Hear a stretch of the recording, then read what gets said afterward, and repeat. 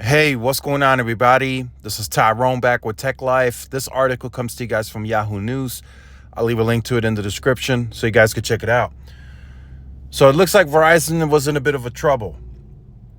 Looks like they were in trouble with the 911 calls not going through, and Verizon will pay $1 million fine to settle a 911 outage investigation. So this has happened to pretty much any carrier. I've seen that happen to T-Mobile. I've seen it happen to Verizon.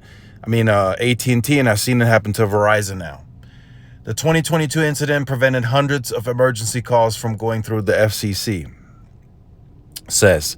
So I would say this shouldn't happen to any carrier. This should never happen. I have been told that even if you're in a no service area, you can still place a 911 call on another carrier's network that's available in the area.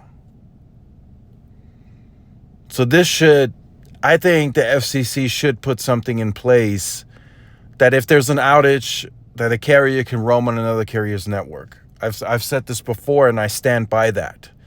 For the time that it'll take for the carrier to get their network back operational, as intended and normal, they should be allowed to roam on another network. If it's AT&T, T-Mobile, whoever, they need to work with each other when there's an outage.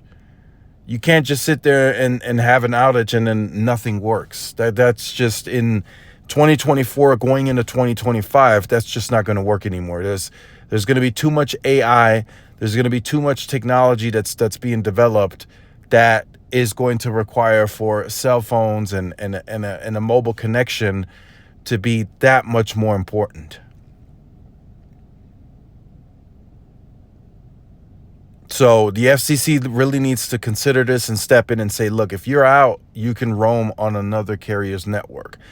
And it doesn't have to be like super capped roaming. It can be, 10, maybe 20 megabits per second, at least until that carrier's network is back operational as normal. I think that needs to be implemented. Same with this 911, right? If that network is down for whatever reason to where you cannot make a 911 call, you need to at least be able to do that on another carrier's network. So this, in my opinion, shouldn't have never happened. Verizon did end up paying $1 million fine. That's a pretty hefty fine for this. And we'll see what happens in the future. The FCC, I think, needs to step in here, and they need to get people an alternative if the network connection does not work. So let me know your thoughts in the comments. Like, share, subscribe, follow my social media outlets. This is Tyrone with Tech Life. See y'all in the next one. Peace.